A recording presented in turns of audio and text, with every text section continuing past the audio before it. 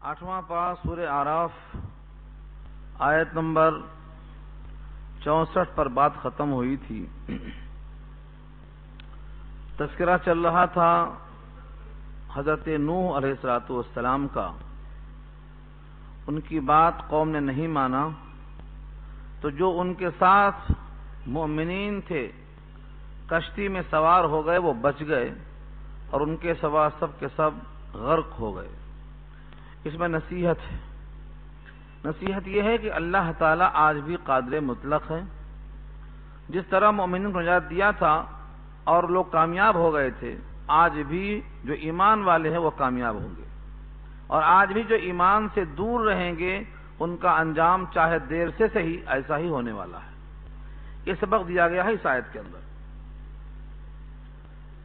آپ نے شروع میں دیکھا ہوگا کہ پہلے جنت والوں کے احوال تھے، پھر اعراف کے احوال تھے، اس کے بعد جہنم کے احوال بتائے گئے، پھر دنیا میں اقوام کا ذکر شروع کر دیا گیا۔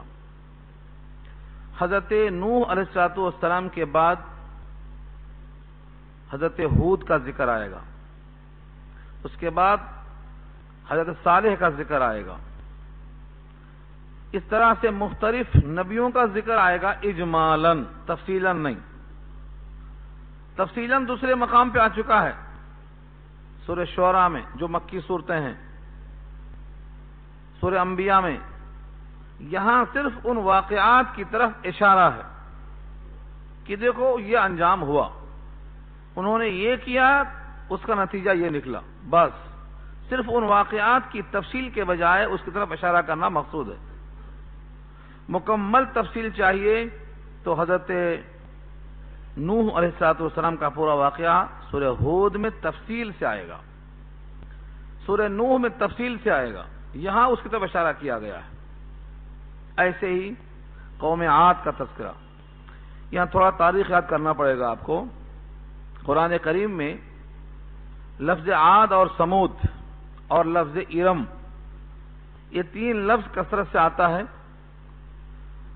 شارحین لکھتے ہیں کہ ارم دادا کا نام تھا، ارم دادا کا نام ہے۔ ان سے دو بیٹے پیدا ہوئے تھے، ایک کا نام آوس تھا، ان سے قوم عاد پیدا ہوئی۔ دوسرے کا نام جسو تھا، جس سے سمود پیدا ہوئی۔ اس طرح قوم سمود اور قوم عاد، ان دونوں کے دادا جا کر اوپر ایک ہو جاتے ہیں، یہاں سے سلسلہ جاری ہوتا ہے۔ تو کہیں قوم عاد کو عادن الاولیٰ کہا، کہیں سمود کو عاد ثانیہ کہا، سورہ فجر میں اسی کو ارم کہا، ارم ذات العماد۔ تو یہ گویا خاندانی لحاظ سے ایک ہی سلسلہ چلا جا رہا ہے۔ حضرت ہود تشریف لائے ہیں چونکہ انہی کے خاندان سے تھے، نسب کے اعتبار سے انہی کے خاندان کے تھے، لہذا یہاں اخاہم کہا گیا ہے۔ اور جہاں ان کے خاندان کے نہیں ہے وہاں اخاہم کا لفظ نہیں آیا ہے۔ دیکھیے یہاں وَإِلَىٰ ثَمُودَ أَخَاهُمْ صَالِحًا، یہاں بھی لفظ اخا آیا ہے، سمود کی طرف ان کے بھائی صالح آئے۔ یہاں بھی وَإِلَىٰ عَادٍ أَخَاهُمْ هُودًا، ان کے بھائی ہود آئے عاد کی طرف، یہاں بھی رشتہ ہے اخوت کا۔ اس کے برخلاف نوح علیہ السلام کے واقعے میں لفظ اخا استعمال نہیں کیا اللہ نے۔ تاریخی لحاظ سے یہ قوم بڑی مضبوط تھی، بڑی توانا تھی، بڑی تندرست تھی۔ قرآن نے واضح کیا ہے کہ اتنی لمبی تڑنگی، اتنی مضبوط تخلیق ہی نہیں ہوئی زمین میں، اللہ نے پیدا کیا سب کو۔ اللہ کا خود بیان یہ ہے کہ اس جیسی لمبی تڑنگی مضبوط قوم پیدا ہی نہیں کی گئی۔ سورہ فجر کے الفاظ ہیں، لم یخلق مثلها فی البلاد، لم یخلق نہیں پیدا کی گئی، مثلها ان جیسی، فی البلاد شہروں میں، زمین پر اللہ نے اتنی مضبوط قوم پیدا ہی نہیں کیا۔ اس قوم کو بڑا غرور تھا اپنے طاقت پر۔ اللہ نے کہا ہے سورہ شعراء میں، وَإِذَا بَطَشْتُمْ بَطَشْتُمْ جَبَّارِينَ، جب تم پکڑتے ہو تو پکڑتے ہو جبار اور سرکش کی پکڑ، مطلب یہ ہے کہ اس کو چوس لیتے ہو۔ قوم اپنے نشے میں تھی، طاقت کے غرور میں تھی، اور کہتی تھی من اشد منا قوہ، من اشد، منا قوت کے اعتبار سے ہم سے زیادہ طاقتور ہے کون؟ یہ نعرہ آج کا نہیں ہے، آج بھی لوگ ایسا ہی بولتے ہیں. بہت سے لوگ دنیا کے غرور میں یہی جملہ بولتے ہیں، ہم سے زیادہ طاقتور ہے کون؟ ان کے لیے وہی جواب جو اللہ نے جواب دیا تھا قوم عاد کو، کہ جس اللہ نے تم کو عدم سے وجود بخشا، جس اللہ نے تم کو نطفے سے انسان بنایا، جس اللہ نے ساری مخلوق میں چن کر تم کو تمام سے تمام اشرف بنایا، وہی اللہ قادر مطلق ہے جو تم سے زیادہ طاقتور ہے. اس وقت سمجھایا اللہ نے. من اشد منا قوہ کے جواب میں فرمایا قل هو الذی فطرکم اول مرہ، تم کو جس نے پہلی بار پیدا کیا تھا وہی طاقتور ہے. تو یہ قوم کا بڑا المیہ تھا کہ اپنے طاقت کے ظام میں، اپنے غرور میں کسی کو سمجھتی نہیں تھی، اور یہ غرور ان کو لو ڈوبا. الفاظ قرآن کے ساتھ دیکھو، وَإِلَىٰ عَادٍ سے پہلے سلسلہ آ رہا ہے پیچھے سے. جیسے حضرت نوح کو بھیجا تھا قوم نوح کی طرح، ایسے عاد کی طرف بھیجا، پوشیدہ ہے یہاں. وَإِلَىٰ عَادٍ، اور عاد کی طرف، اخاہم ان کے بھائی، ہود کو بھیجا. قالا انہوں نے کہا، یا قومی، اے میری قوم کے لوگو، اعبدوا اللہ، اللہ کی عبادت کرو.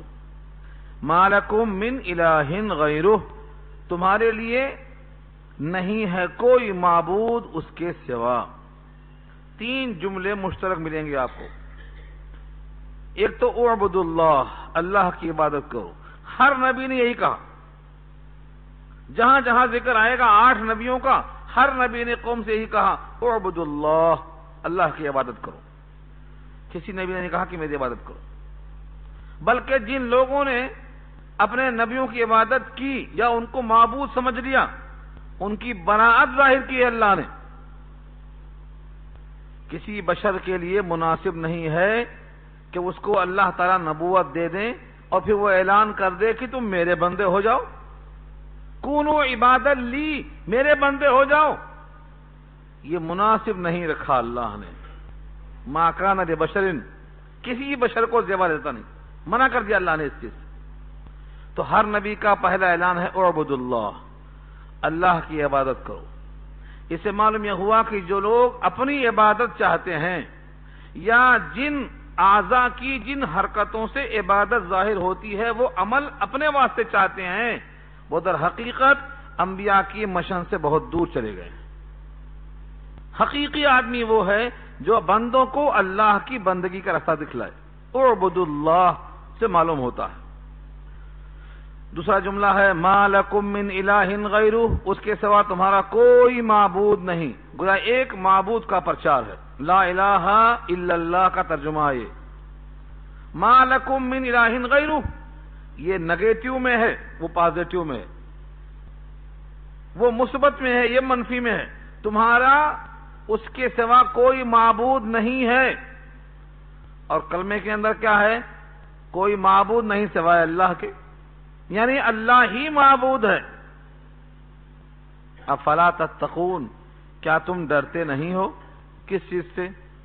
اللہ کا حکم توڑنے سے، اللہ کے ساتھ دوسرا معبود و الہ بنانے سے، اللہ تعالی کے وعدوں اور وعیدوں سے. کیا تم کو ڈر نہیں لگتا کہ تم کس طاقتور سے مقابلہ کرنا چاہتے ہو؟ اس کی قوت، اس کے احکام کے مقابلے میں تم اگر توڑ دو گے اس کا حکم، تمہارا کیا حشر ہوگا؟ پوری قوم نے اس کے جواب میں کیا کہا؟ تقریباً وہی جملہ کہا جو نوح علیہ السلام کی قوم نے کہا تھا. وہی جملہ پھر آگے آتا ہے قوم صالح کے اندر بھی، ایک لفظ کے فرق کے بغیر وہی جملہ آ رہا. صرف وہاں ضلالتن کہا تھا، یہاں صفاحتن کہا ہے. ضلالتن کے معنی گمراہی اور صفاحتن کے معنی بیوقوفی. قوم نوح نے حضرت نوح کو ضلالتن کہا تھا، یعنی گمراہ ہو تم، اور قوم عاد نے کیا کہا؟ بیوقوف ہو تم. فرق اتنا ہی ہے. وہاں ضلالتن، یہاں صفاحتن، ایک لفظ کا فرق۔ قال الملأ الذین کفروا من قومہ، کہا ان سرداروں نے جنہوں نے کفر کیا تھا ان کی قوم میں سے، یعنی کچھ لوگ یہاں مومن تھے، ان میں سے کچھ لوگ کفر کرنے والے تھے، کافروں کے سرداروں نے یہ بات کہا، انا بے شک ہم، لنراک البتہ ضرور تجھ کو ہم دیکھ رہے ہیں، فی صفاحت، صفاحت بیوقوفی، اردو میں دناعت کہتے ہیں، سفیہ العقل کہتے ہیں بیوقوف کو، چاہے سفیہ العقل کہو یا خفیف العقل کہو۔ دوسرا پارا پہلا صفحہ، اللہ فرماتے ہیں سیقول السفہاء، ان قریب بیوقوف لوگ کہیں گے، تو سیقول کے بعد السفہاء جمع اسی سفیہ کی ہے، تو صفاحتن کے معنی بیوقوف کیا آتے ہیں۔ پوری قوم کہتی ہے لنراک فی صفاحت، بے شک ہم آپ کو دیکھتے ہیں بیوقوفی میں، کم عقلی میں۔ کیسی بات کر رہے ہیں آپ؟ ایک معبود سے کام چلتا، ایک معبود سے کام چلتا کیسے؟ ہمارا ایک معبود ہو، ایک سجدہ گاہ ہو، ایک مشکل کشا ہو، ہمیں سکون نہیں ملتا، ہم تو 1000 جگہ سجدہ کرنے کے عادی ہو چکے ہیں۔ تو جو بھی آدمی یہ دعویٰ کرتا رہے گا کہ تمہارا ایک معبود ہے، تمہاری ایک سجدہ گاہ ہے، تمہارا ایک مشکل کشا ہے، اس کو لوگوں نے کبھی صفاحتن کہا، اسے لوگوں نے کبھی ضلالتن کہا۔ یہ آج بھی قوم کہتی آ رہی ہے، آج تک کہہ رہی ہے، حالانکہ یہ نبیوں کا پیغام ہے۔ وَإِنَّا لَنَظُنُّكَ مِنَ الْكَاذِبِينَ، اور بے شک ہم تجھ کو گمان کرتے ہیں جھوٹوں میں سے، من الکاذبین، کذب، جھوٹوں میں سے، ہمارا گمان یہ ہے کہ تم جھوٹ بول رہے ہو۔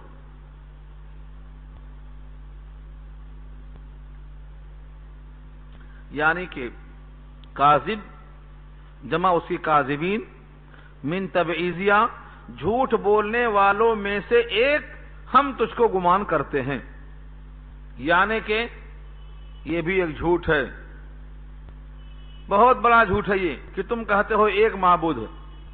ہم سمجھتے ہیں پانی کا ایک ہے، غذاؤں کا ایک ہے، ہواؤں کا ایک ہے، شفاؤں کا ایک ہے، بچہ پیدا کرنے کا ایک ہے، الگ الگ سمجھتے ہیں ہم، تم کہتے ہو ایک ہے۔ اتنی بڑی کائنات کا چلانے والا ایک کیسے ہو سکتا ہے؟ تو صفاحت ہے۔ یہ قوم نے جواب دیا تھا۔ کتنا غصہ آنا چاہیے۔ آج کل کی دعوت میں لوگ ہوتے تو غصے میں آ جاتے، مارو اس کو، بدتمیزی کر رہا ہے، اشتعال انگیزی کر رہا ہے، بھڑکا رہا ہے، فلاں کر رہا ہے، لوگ سڑکوں پہ نکل آتے۔ لیکن اللہ کے نبی متحمل ہوتے، بردبار، باوقار، ان کی گفتگو ٹھوس ہوتی ہے، سوچتے ہیں، سمجھتے ہیں، اتنا ہی جواب دیتے ہیں جتنے کی حاجت ہے۔ اینٹ کا جواب پتھر سے کبھی نہیں دیا گیا، کسی نبی نے اینٹ کا جواب پتھر سے نہیں دیا۔ جب بھی قوم اس راستے پر آئے گی تو سنبھل جائے گی، اور جب تک یہ بے ڈھنگم رہے گی کہ اینٹ کا جواب پتھر سے دیں گے، یہ سدھرنے والی قوم نہیں ہے۔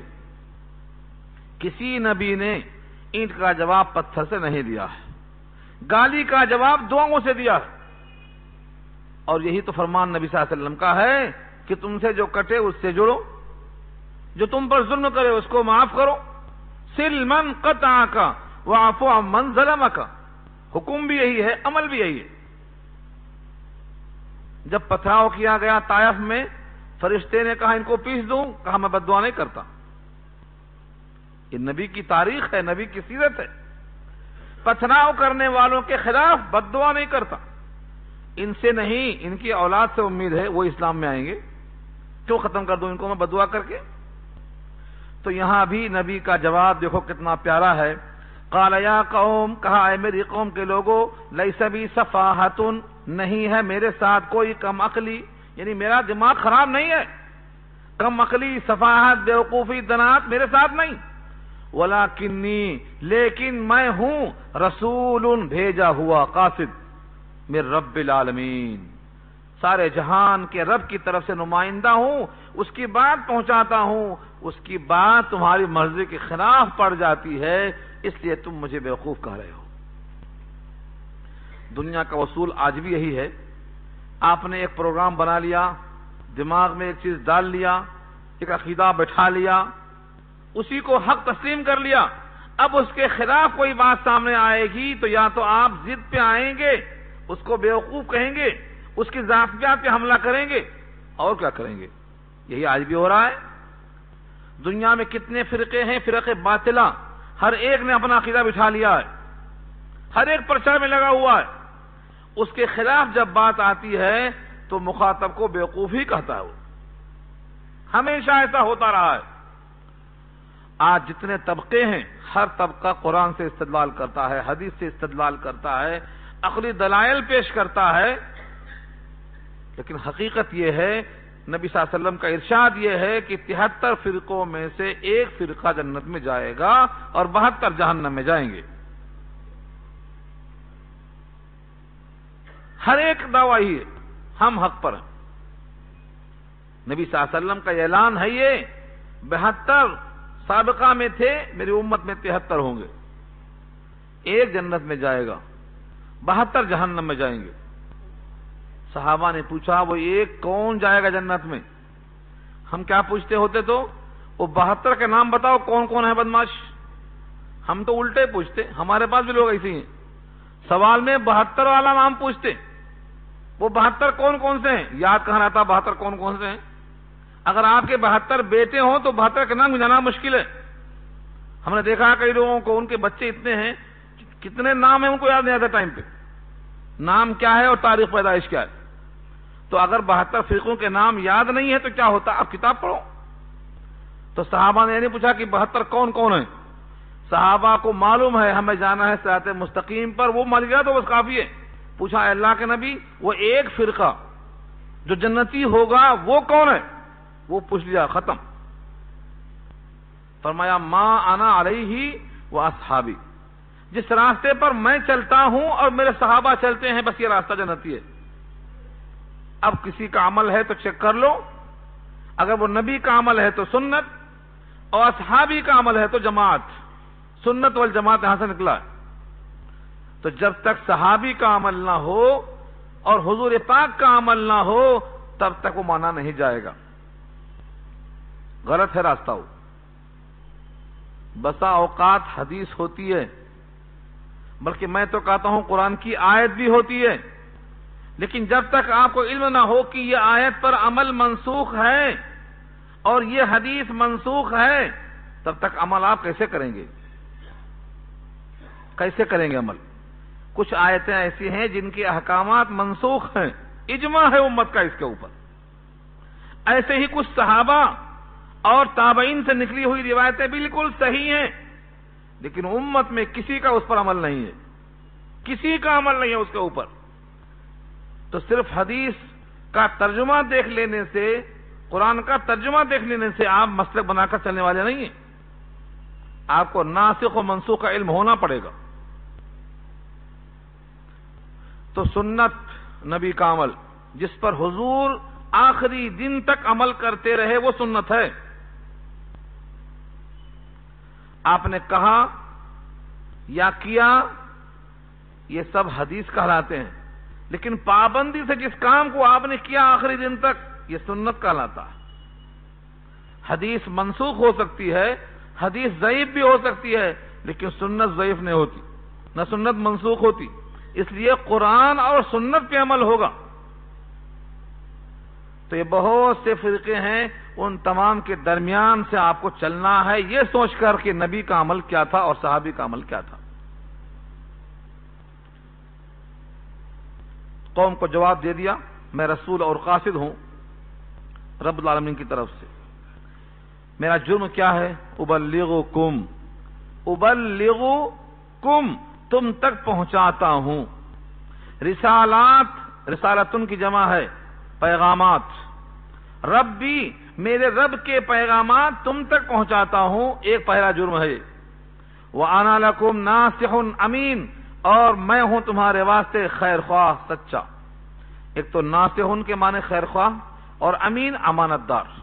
امانت دار کے معنی جو کا تو پیش کرتا ہوں، کوئی انحراف نہیں، کمی زیادتی نہیں، قطر بیوت نہیں، گھٹانا بڑھانا نہیں، ملاوٹ نہیں، خلط مباحث نہیں، جتنا جو پیغام ملا ہے اتنا ہی پہنچاتا ہوں۔ یہ امین ہے، ہر نبی امین ہے، ہر نبی کو اللہ نے امین کہا ہے کہ وہ اللہ کے پیغام میں ذرہ برابر نہیں ملا سکتے. ساری قوم کی خواہش آ جائے تب بھی نہیں ملاتے. ایک مقام پہ اتنا سخت جملہ کہا ہے اللہ نے. نبی صلی اللہ علیہ وسلم کے بارے میں وَلَوْ تَقَوَّلَ عَلَيْنَا بَعْضَ الْأَقَاوِيلِ لَأَخَذْنَا مِنْهُ بِالْيَمِينِ ثُمَّ لَقَطَعْنَا مِنْهُ الْوَتِينَ.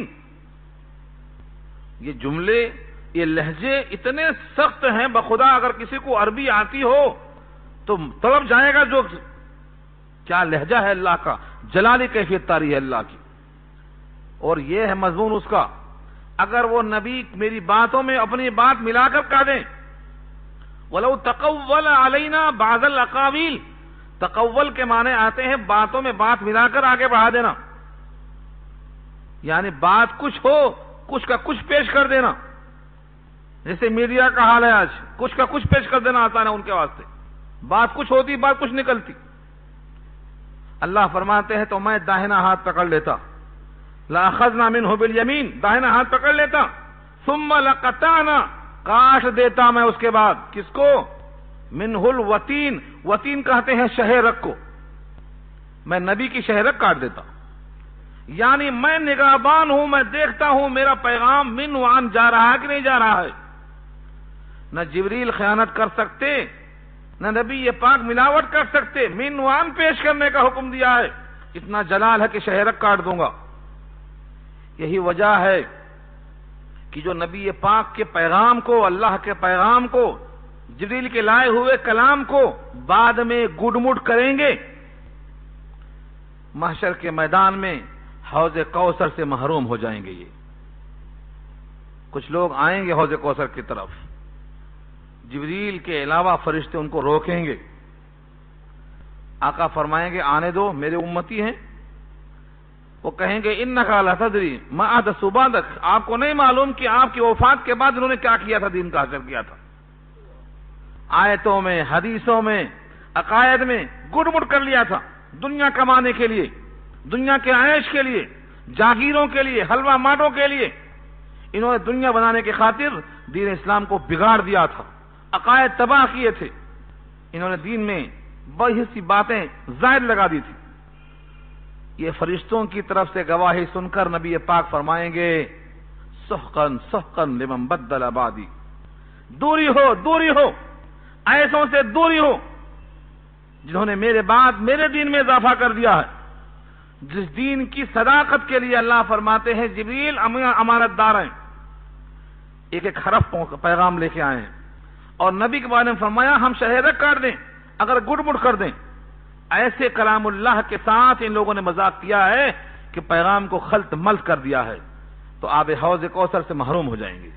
دوری ہو. بڑی سخت وعید ہے. اللہ کے نبی کو ہر جرم مقبول ہے، معاف کر دیں گے وہ، لیکن دین میں ملاوٹ کو معاف نہیں کریں گے. اس لیے دین کو خالص پیش کرنے کا حکم دیا گیا ہے. تو دو لفظ ہیں ابلغکم، میں تم تک پہنچاتا ہوں، رسالات، پیغامات، ربی میرے رب کے، وانا لکم ناصح امین، اور میں ہوں تمہارے واسطے نصیحت کرنے والا امانت دار. نصیحت کرنے والا امانت دار تمہارے واسطے ثابت ہوں میں. ہر نبی نے ایسا ہی پیغام پہنچایا. آپ کو یہ واقعہ بار بار یاد کرنا پڑے گا. سن 10 ہجری میں آخری حج سن 10 ہجری میں نبی صلی اللہ علیہ وسلم نے جو ادا کیا تو خطبے میں اعلان کرتے ہوئے کہا لوگوں میں نے تم تک اللہ کا پیغام پہنچایا کہ نہیں پہنچایا؟ ساری قوم نے کہا آپ نے پہنچا دیا. بلغت الرسالہ، رسالت کا لفظ یہاں پہ یہ وہی لفظ ہے. یہاں ابلغکم اسی سے نکلا ہوا ہے، میں پہنچاتا ہوں اسی سے ہے صیغہ ماضی. بلغت یا رسول اللہ، آپ نے پہنچا دیا. بلغت الرسالہ وادیت الامانہ ونصحت الامہ، وہی الفاظ ہیں پورے یہاں بھی. رسالت کو، پیغام کو پہنچا دیا، نصیحت کو لوگوں پر واضح کر دیا، امانت کو ان تک بھیج دیا. اب آپ جا رہے ہیں اس حال میں کہ یہ پورا مجمع آپ کے پیغام پہنچانے پر گواہی دے رہا ہے. ہاتھ اٹھا کر گواہی لیا، سب نے ہاتھ اٹھا کر گواہی دیا.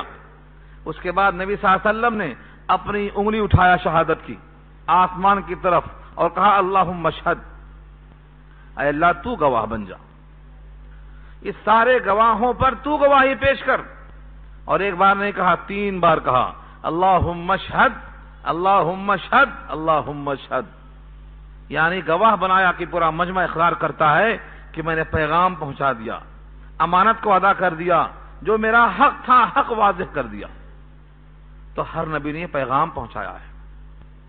سب کا عقیدہ ہے کہ اب کوئی نبی نہیں آئے گا، پھر اب جو بھٹکے ہوئے ہیں قرآن سے غافل ہیں، ان تک قرآن کون پہنچائے؟ اس کے لیے آپ کو محنت کرنا ہے۔ لوگوں کو حیرت ہوتی ہے کہ ہمارے طرح ایک انسان کلام پاک پہنچائے گا، جیسے ہم ویسے یہ برابر۔ دیکھو یہاں پر اوا عجب تم، کیا تم کو تعجب ہے؟ اوا کے معنی کیا؟ عجیب تم کو عجیب لگ رہا ہے یہ؟ ان جاءکم، کہ آیا ہے تمہارے پاس، ذکر کے معنی نصیحت، یاد دہانی کی بات، من ربکم، تمہارے رب کی طرف سے، علی رجل منکم، تمہیں میں سے ایک آدمی پر، لینذرکم، تاکہ وہ تم کو ڈرائے۔ تمہارے ہی جن سے بشر میں سے ایک آدمی پر ذکر نازل کیا اللہ نے تاکہ تم کو وہ ڈرائے۔ کیا تم کو اس عمل پر تعجب ہے؟ قوم کو یہ تعجب تھا۔ کتنے لوگوں کو تعجب ہے یہ؟ اللہ تعالیٰ نے اگر کسی پر پیغام بھیجا ہے تو تعجب کی بات کیا ہے؟ یہ سوال اور جواب قرآن کریم میں کثرت سے آیا ہے، اس کا ایک جواب معقول یاد کر لو۔ اگر ہم بجائے انسان کے فرشتہ بھیج دیتے پیغام لے کر، تمہارے اوپر ہم بجائے انسان کے کسی فرشتے کو نازل کر دیتے کلام اللہ دے کر، تو تم کہتے یہ تو فرشتہ ہے، اس کو خواہش نہیں ہوتی، اس میں معصیت کا مادہ نہیں ہوتا، اس قرآن پہ یہ عمل کر سکتا ہے، ہم اس کو فالو نہیں کر سکتے، ہم اس کی اتباع کیسے کریں؟ وَلَوْ جَعَلْنَا عَلَيْهِمْ مَلَكًا، اگر ہم فرشتہ تم پر نازل کر دیتے تو تم کیا کہتے؟ مسئلہ تو خلط ملط ہے، کتاب آئی ہے انسانوں کے لیے اور ریہرسل ہو رہا ہے فرشتے کے تھرو، کیسے کرتے عمل ہم؟ اس کتاب پر عمل فرشتہ کر کے دکھا رہا ہے اور ہم کو حکم ہوتا ہے کہ تم اس کی اتباع کرو۔ اس کو بھوک نہیں لگتی، اس کو پیاس نہیں لگتی، اس کو خواہش نہیں ہوتی، یہ معصیت پر قادر نہیں ہے، بھلا اس کی نقل ہم کیسے کر سکتے ہیں؟ اس لیے اللہ تعالیٰ نے فرشتے کو انسانوں کے پاس اس حیثیت سے بھیجا کہ وہ جو کا تو پیش کر دے نبی کے پاس، رسول کے پاس، لیکن عملی مشق کرانے کے واسطے رسول کا انتخاب انسانوں میں سے ہوا ہے تاکہ تمہیں کر کے دکھائے۔ وَاذْكُرُوا إِذْ جَعَلَكُمْ خُلَفَاءَ مِنْ بَعْدِ قَوْمِ نُوحٍ، اور یاد کرو جبکہ بنایا تم کو خلیفہ قوم نوح کے بعد۔ پوری دنیا غرق ہو گئی تھی، زمین پر کچھ نہیں تھا، قوم نوح پوری تباہ ہو گئی تھی، اللہ نے اس زمین پر قوم نوح کے بعد تم کو بسا کر ان کا نائب بنا دیا، خلیفہ بنایا کہ تم زمین پر حاکم بنا دیے گئے۔ یہ ڈرانے کی بات ہے کہ نہیں ہے؟ اندازہ کرو، قوم نوح پر عذاب آیا تھا، پوری دنیا جانتی تھی، غرق ہو گئے تھے، وہ یاد تازہ تھی، اس واسطے اتنا ہی کافی ہے کہہ دینا کہ تم کو قوم نوح کے بعد بسایا گیا ہے۔ اگر تم نے بھی بات نہیں مانی تو جیسے ان کو غرق کیا گیا ہے تم کو بھی غرق ہونا پڑے گا۔ یہ ہے قوم نوح کے بعد تم کو بسایا گیا ہے۔ اور مزید اضافہ یہ ہے اللہ کی طرف سے،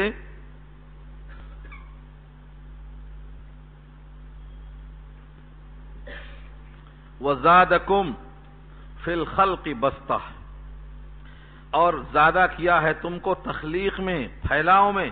بستہ کے معنی بہت زیادہ، بستہ کے معنی بستتن، تفصیل کے ساتھ، مراد یہ ہے لمبا، ترنگا، جسیم، جسامت والا، ڈیل ڈول والا۔ یہ بستہ کا لفظ بتا رہا ہے، سورہ فجر کی تصدیق کر رہا ہے۔ سورہ فجر میں کیا آیا تھا؟ اس جیسی لمبی ترنگی مضبوط قوم پیدا نہیں کی گئی، یہ اس کی تصدیق کرتا ہے جملہ بستتن۔ تخلیق میں زیادہ کر دیا، بڑے مضبوط، بڑے توانا، یہ تم پر مزید انعام کیا اللہ نے۔ فاذکروا آلاء اللہ، اللہ کی نعمتوں کو یاد کرو۔ آلاء جمع ہے، نعمتن کی جمع آلاء خلاف قیاس ہے۔ سورہ رحمان میں بار بار یہ جملہ آیا ہے، فَبِأَيِّ آلَاءِ رَبِّكُمَا، یہ آلاء کیا ہے؟ نعمتیں۔ یہاں بھی وہی ہے، فاذکروا آلاء اللہ، اللہ کی نعمتوں کو یاد کرو، لعلکم تفلحون، شاید کہ تم کامیاب ہو جاؤ، فلاح یاب ہو جاؤ۔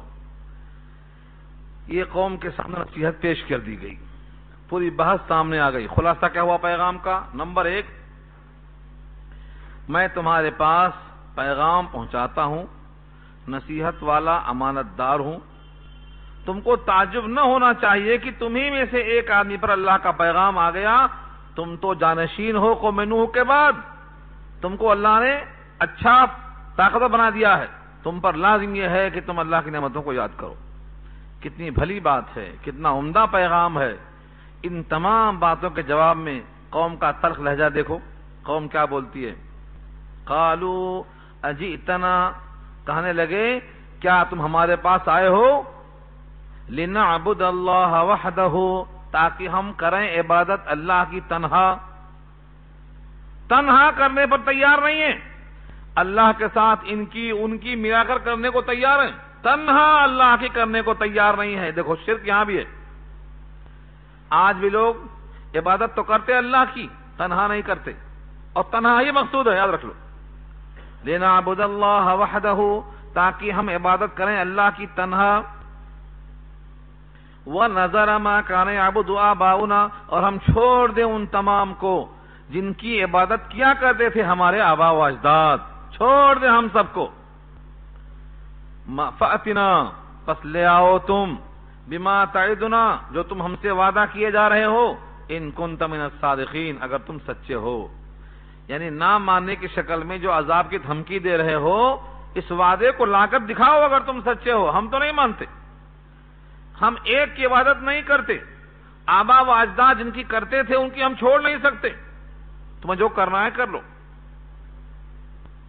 قال، فرمایا، قد وقع علیکم من ربکم رجس وغضب، غضب تو اردو میں استعمال ہے، غضب کے معنی جلال کا مظہر، غصہ آ جانا، وقع کے معنی پڑ گیا، علیکم تمہارے خلاف، من ربکم تمہارے رب کی طرف سے، رجسن عذاب، وغضب اور غصہ، تمہاری یہ بات سن کر اللہ کی طرف سے گویا عذاب آ چکا، غضب نازل ہو چکا، اب گھبراؤ مت۔ تمہارا تو حال یہ ہے کہ تم مجھ سے مجادلہ کرتے ہو جن بتوں کے بارے میں، یہ حقیقت میں چند نام ہیں، کوئی یغوث ہے، کوئی یعوق ہے، کوئی نصر ہے، کوئی لات ہے، کوئی عزا ہے، کوئی منات ہے، یہ سب نام ہیں، چند نام ہیں، ان ناموں کو تم معبود سمجھ رہے ہو اور تم مجھ سے جھگڑتے ہو ان کے بارے میں۔ اتجادلوننی فی اسماء، کیا تم مجھ سے مجادلہ اور جھگڑا کرتے ہو ایسے ناموں کے بارے میں، سمیتموہا، تم نے ان کا نام رکھ لیا ہے، انتم وآباؤکم، تم نے اور تمہارے آبا و اجداد نے، ما نزل اللہ بہا من سلطان، نہیں نازل کیا ہے اللہ نے اس کے ساتھ کوئی دلیل، کوئی عقلی یا نقلی۔ فانتظروا، کرو انتظار، انی معکم، بے شک میں تمہارے ساتھ، من المنتظرین، ہوں انتظار کرنے والوں میں سے، تم بھی کرو انتظار، میں بھی کرتا ہوں انتظار۔ جوش میں قوم نے جو کچھ کہا اس کا جواب معقول دے دیا گیا، لیکن نبی کی شفقت یاد آتی ہے کہ قوم پہ غضب آئے گا، قوم پہ عذاب آئے گا، قوم رحمت سے دور ہو جائے گی، ساتھ میں فوراً واضح کر دیا، فَأَنْجَيْنَاهُ وَالَّذِينَ مَعَهُ بِرَحْمَةٍ مِنَّا، اللہ کی طرف سے بہت سی وضاحتیں آنے کے بعد بھی تم نے قوم نے اپنے اللہ کی بات کو نہیں مانا، تم پر عذاب نازل ہو گیا۔ یہ عذاب کیسا آیا؟ اس عذاب کا تذکرہ اللہ نے واضح کیا ہے سورہ حاقہ پارہ 29 کے اندر، کہ مسلسل ہوا چلتی رہی۔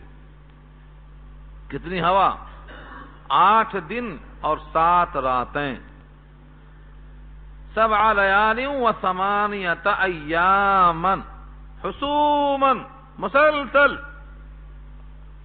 8 دن اور 7 راتیں ہوا چلتی گئی. ان کے لمبے لمبے درخت سب گر گئے. انسان اڑتا ہواؤں میں اور ٹڈی کیول گرتا. حضرت ہود اور ان کے ساتھ جو مومنین تھے انہوں نے چھوٹا سا ایک مکان بنایا. اس کا ذکر نہیں ملتا کہ زمین کی لیول پہ بنایا کہ نیچے بنایا. سب اس میں سکون سے بیٹھے ہیں. لکھتے ہیں شارحین کی ہوا ان کے گھر میں آتی تو بڑے ہی ادب سے سکون سے داخل ہوتی, کوئی جھونکا محسوس نہیں ہوتا. اور وہاں سب درخت گر جا رہے ہیں, گھر گر جا رہے ہیں, سب کے سب لڑک جا رہے ہیں. اتنا برا حال ہوا. سورہ حاقہ میں الفاظ ہیں اللہ کے, فَهَلْ تَرَى لَهُم مِّن بَاقِيَةٍ, تم کسی کو باقی دیکھے؟ پورے ختم. کیسا پڑے تھے؟ کَأَنَّهُمْ أَعْجَازُ نَخْلٍ خَاوِيَةٍ. سورہ حاقہ کے الفاظ ہیں گویا کھجور کے تنے پڑے ہوئے ہیں. لمبے تو تھے ہی, لمبے لمبے پڑے ہوئے ہیں سب. وہ بھی کیسے؟ کھوکھلے تنے. آجاز کہتے ہیں اس تنے کو جو اندر سے کودا نہ ہو, کھوکھلا ہو, جس میں وزن نہیں ہوتا, طاقت نہیں ہوتی, گرے پڑے ہوئے ہیں سب. تو مسلسل یہ ہوا آئی اور سب پڑے رہے. دوسری آیتوں میں یہ ہے کہ ان پر اللہ کی طرف سگاڑ بھی آئی, صیحہ چیخ بھی آئی. تو ایسا بھی ہو سکتا ہے ہوا سے گر پڑے ہوں اور چیخ سے بجھ گئے ہوں. فَإِذَا هُمْ خَامِدُونَ, اچانک بجھ گئے سب. دلدوز آواز سن کر شارنتا کیا, سب کے سب بجھ گئے. تو اللہ کا عذاب ایسا ہوا. تو وہ ہوائیں تو آج بھی چلتی ہیں, چلانے والا رب وہی ہے. تھوڑا سا تیز کرنے میں کیا تعامل ہے. چنانچہ کہیں کہیں تیز ہوائیں ہیں. امریکہ میں بہت سے گھر آج بھی تباہ ہو رہے ہیں. اللہ جب چاہے گا, جس لمحہ چاہے گا, ان کو تھوڑا اور تیز کر دے گا. ختم. نمونے موجود ہیں, نگہبانیاں موجود ہیں, سب چیزیں واضح ہیں, لیکن بندہ یقین نہیں کرتا ان چیزوں کو. یہ پیغام سنائے جاتے ہیں تاکہ لوگ اللہ کی قدرت پر شک نہ کریں. آگے فرمایا فَأَنْجَيْنَاهُ, ہم نے ان کو نجات دیا, یعنی ہود کو. صیغہ واحد ہے. وَالَّذِينَ مَعَهُ, اور جو ان کے ساتھ ساتھ تھے. کیسے بچایا؟ بِرَحْمَةٍ مِّنَّا, ہمارے پاس کی رحمت. ان کا کوئی عمل, ان کا تو ایمان کافی ہے, ہماری رحمت سے بچایا ہم نے. یہاں سے معلوم یہ ہوا اللہ کی رحمت ہی شامل حال ہو, اللہ کا فضل ہی کرم ہی کام میں آئے تو آدمی بچ سکتا ہے. ہمیشہ اپنے اعمال کے بجائے اللہ کی رحمت پر نگاہ ہونا چاہیے. یہاں سے نکلتا ہے برحمت منا, ہماری طرف سے رحمت تھی جو بچا لیا ہم نے ان کو. وقطعنا, اور کاٹ دیا ہم نے کیا؟ دابرن, جڑیں. الذین کذبوا بآیاتنا, جنہوں نے ہماری آیتوں کی تکذیب کی تھی ان کی جڑیں ہم نے کاٹ دیا. وما کانوا مؤمنین, اور نہیں تھے وہ مومن. دیکھ لو, وما کانوا مؤمنین. تو 2 جرم ہے. آیتوں کی تکذیب کرنا عدم ایمان کی دلیل ہے, اور آیتوں کی تصدیق کرنا ایمان کی دلیل ہے. اگر تم مومن ہو تو آیتوں کی تصدیق کرو. جو مومن ہوتا ہے وہ آیتوں کی تصدیق کرتا ہے. کم سے کم اعتقادی تصدیق کرو تو ایمان بنتا ہے, اور عملی تصدیق کرو تو ایمان کی تکمیل ہوتی ہے. یہ پیغام دیا اللہ نے. یہاں سے خلاصہ سبق کیا نکلا ہمارا؟ ہر نبی آیتیں لائے, ماننے والے مومن, نہ ماننے والے تکذیب کرنے والے ٹھہرائے گئے. جو مانتا ہے نجات یافتہ ہوتا ہے کسی شکل میں ہو, اور جو نہیں مانتا ہے اس پر عذاب نازل ہوتا ہے. یہ ثابت کیا اللہ نے. اس کے بعد دوسرا واقعہ شروع کیا ہے صالح علیہ السلام کا. صالح علیہ السلام بچپن سے ننھے منھے بروا کے چکنے چکنے پات. ایک مثل مشہور ہے کہ جو درخت بعد میں تناور ہونے والا ہوتا ہے اس کے درخت شروع سے اچھے دکھائی دیتے ہیں, اس کے پتے اچھے دکھتے ہیں, درخت بھی بہت صاف دکھائی دیتا ہے, امید ہوتی ہے. تو قوم نے کہا تھا حضرت صالح سے کہ تم سے ہمیں امید بہت تھی, تم بڑا ہو کر ایسا نکلے, الٹا بولتے ہمارے خلاف. تم کو بچپن سے ہم دیکھتے آئے ہیں, تم پر نگاہ لگی تھی, قد كنت فينا مرجوا قبل هذا، یہ الفاظ سورہ ہود میں آ رہے ہیں. قد كنت فينا مرجوا قبل هذا، یہ مرجوا کیا ہے؟ جس سے امید لگائی گئی ہو، جس سے آس لگائی گئی ہو، تمنائیں وابستہ ہوں، بڑا ہو کر کچھ بننے والا ہے بچہ یہ. قد كنت فينا مرجوا قبل هذا اتنہانا ان نعبد ما يعبد آباؤنا، کیا تم بڑے ہو کر کے ہم کو منع کرتے ہو کہ آبا و اجداد جن کی پرستش کرتے تھے ہم نہ کریں؟ یہ تو اس توقع کے خلاف جا رہی ہے بات. یہاں انہیں کا ذکر چل رہا ہے. وَإِلَىٰ ثَمُودَ أَخَاهُمْ صَالِحًا، اور بھیجا سمود کی طرف ان کے بھائی صالح علیہ السلام کو. ان کے الفاظ بھی دیکھو بین ہی وہی ہیں جو سن چکے ابھی آپ. قال یا قوم، کہا اے میری قوم کے لوگوں، اعبدوا اللہ، اللہ کی عبادت کرو. ما لکم من الہ غیرہ، نہیں ہے تمہارے لیے اس کے سوا کوئی معبود. حافظ کو مشابہ لگتا ہے اسی واسطے، دونوں طرف جملے برابر ہیں. وہاں تھا قد جاءتکم، قد جاءتکم سے لائن بدل جا رہی ہے، یہاں مشابہ لگ جاتا ہے.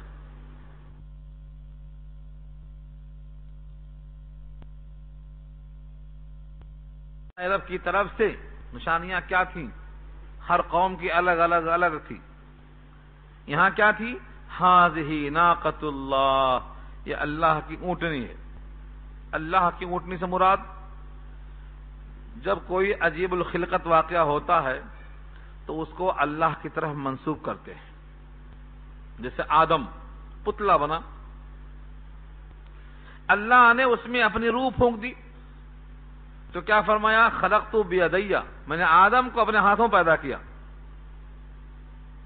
ویسے یہاں بھی فرمایا، پوری قوم نے کہا اے صالح اگر تم سچے نبی ہو تو اس پہاڑ سے گابھن اونٹنی برآمد کرو اور وہ باہر نکل کے بچہ دے دے، ہم دیکھ لیں تم کو نبی مان لیتے.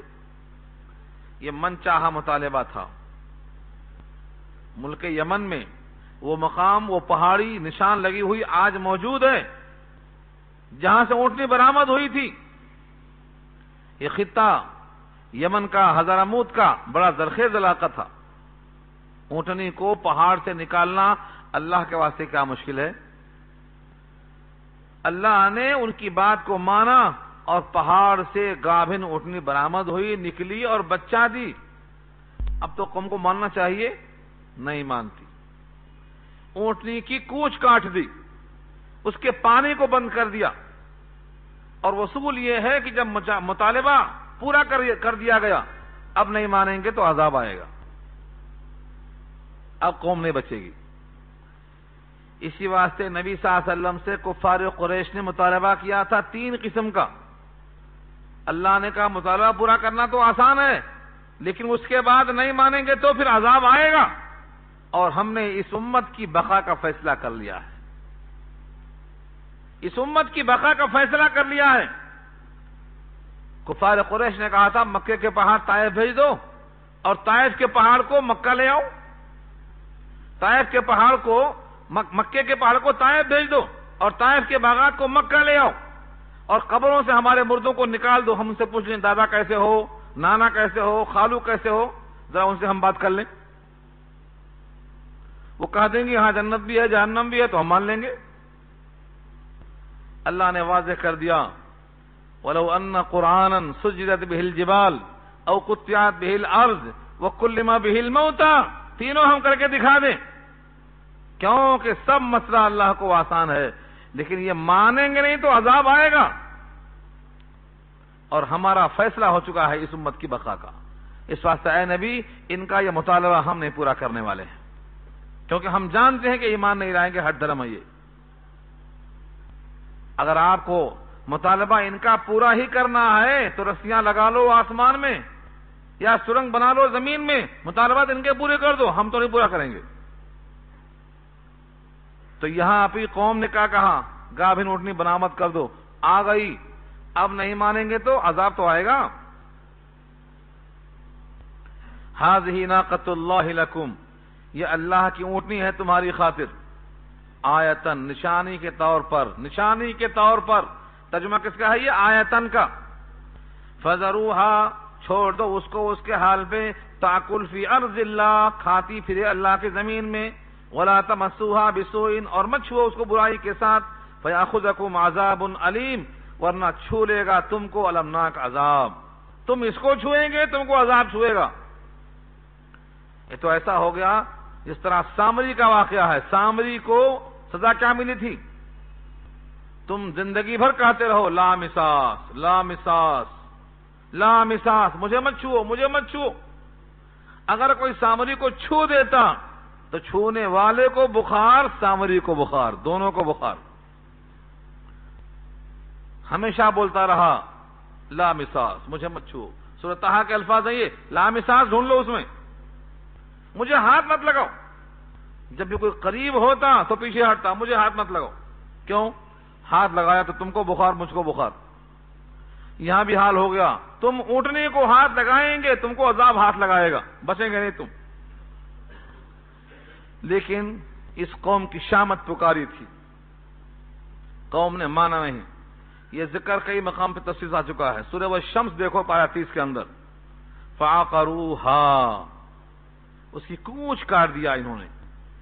کونچ کہتے ہیں پیر کے پچھلے رگ کو، جس پر ٹھہرتی ہے اونٹنی، اسے کونچ کہتے ہیں، اسے کاٹ دیا۔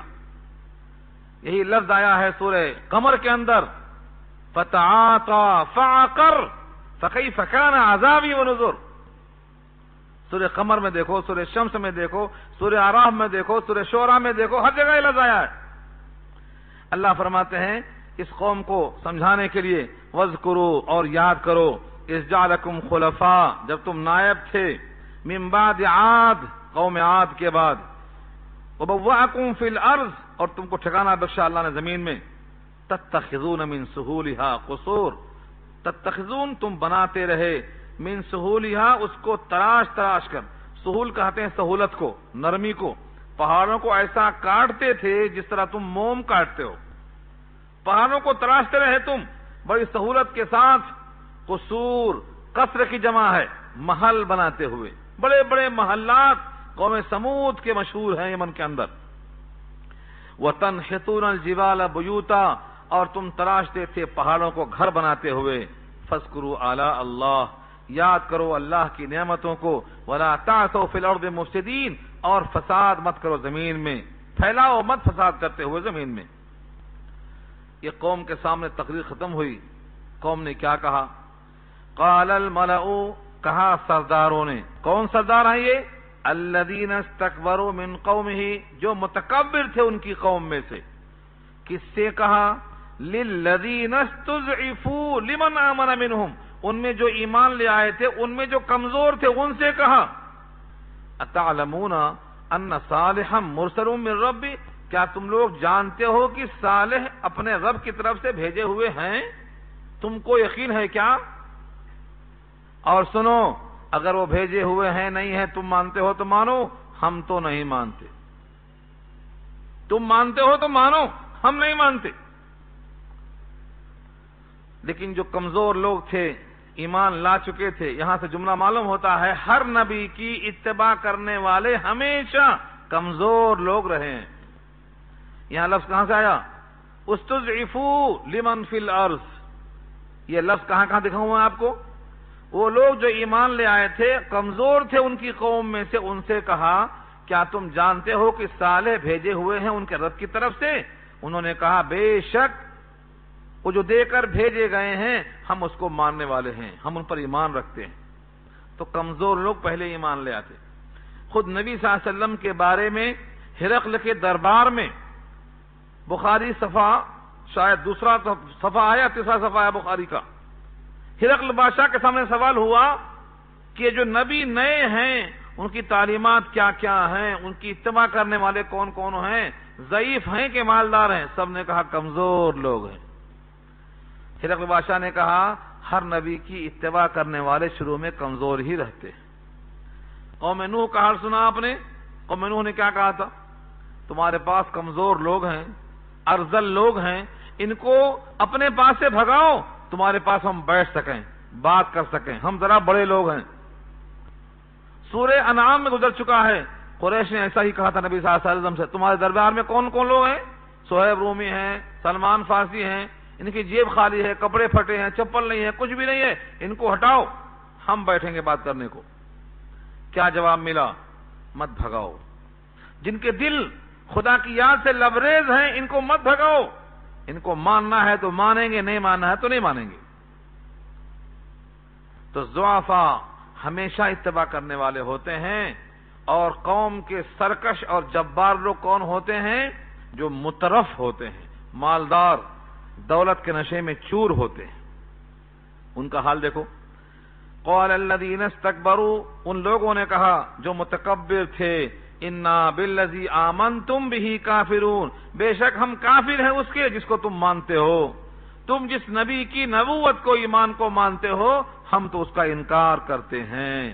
یہ کہہ کر چڑھ گئے اونٹنی کے پاس، فعقروا الناقۃ، کاٹ دیا اونٹنی کی کونچ کو، وعتوا عن امر ربهم، اور سرکشی کیا اپنے رب کے حکم سے، وقالوا، اور کہنے لگے چیلنج کرتے ہوئے، یا صالح، اے صالح، ائتنا بما تعدنا، ائتنا، لے آؤ، بما تعدنا، جس کا تم ہمیں وعدہ کرتے رہے، دھمکی دیتے رہے، عذاب آئے گا، عذاب آئے گا، عذاب آئے گا، ائتنا، لاؤ، بما تعدنا، تم جس سے ہمیں وعدہ کرتے رہتے تھے، ان کنت من المرسلین، اگر تم ہو حقیقی میں اللہ کے رسولوں میں سے، بھیجے ہوئے میں سے۔ یہ ان کا تحدی اور چیلنج آیا۔ فأخذتهم الرجفہ، رجفہ کے معنی زلزلہ، رجفہ کے معنی آتے ہیں زلزلہ، زلزلے نے ان کو آ پکڑا۔ فأصبحوا فی دارہم جاثمین، ہو گئے اپنے گھر میں آندھے منہ گھٹنے کے بل پڑے ہوئے۔ جاسم، جاسمین جمع ہے، گھٹنوں کے بل جب آدمی پڑتا ہے تو آندھا ہی پڑتا ہے، آندھے منہ پڑے ہوئے اپنے گھروں میں پڑ گئے، پوری قوم ختم ہو گئی۔ حضرت صالح نے دیکھا پوری قوم کا یہ حال ہے، فتولی عنہم، ان سے پیٹھ پلٹائی، اور افسوس میں کہنے لگے، یا قومی لقد ابلغتکم، اے میری قوم تم تک میں پیغام پہنچا چکا تھا، رسالت ربی، رب کے پیغامات پہنچا چکا تھا، ونصحت لکم، تمہیں نصیحت بھی کر چکا تھا، لیکن لا تحبون الناصحین، تم پسند نہیں کرتے رہے خیر خواہی کرنے والوں کو، نصیحت کرنے والوں کو تم نے پسند نہیں کیا، افسوس تمہارا انجام یہ ہوا۔ قوم کی تباہی پر از خود انہوں نے بیان دیا۔ اس کا مطلب یہ ہوا کہ قوم کے سامنے حت المقدور پیش کی گئی، حق باتیں ڈالی گئیں، جو مان گئے وہ بچ گئے، جو نہیں مانے ان کا انجام خراب ہو گیا۔ اب درمیان میں یہاں سے دو واقعہ ابھی اور باقی ہے، ایک حضرت لوط علیہ السلام کا، ایک قوم شعیب کا ہے، مدین والوں کا۔ اس دو واقعے کے بعد پارہ ختم ہوگا، اور اس کے بعد پھر اور بھی اقوام کا ذکر شروع ہوتا ہے۔ اس طرح سے مختلف اقوام کا ذکر کرنے کا مطلب یہ ہے کہ کہیں بھی آدم سے لے کر ایدم دیکھ لو، جو حق پرست رہے ہیں بالآخر فتح یاب ہوں گے، اور جو حق کی مخالفت کرنے والے ہیں بالآخر وہ ناکام ہوں گے۔ اس لیے عارضی غلبے کو مت دیکھو، نگاہ ان انبیاء کے اقوام پر رکھ کر دیکھ لو۔ اللہ تعالی عمل کرنا نصیب فرمائے۔ وآخر دعوانا الحمدللہ رب العالمین۔ دعا کریں۔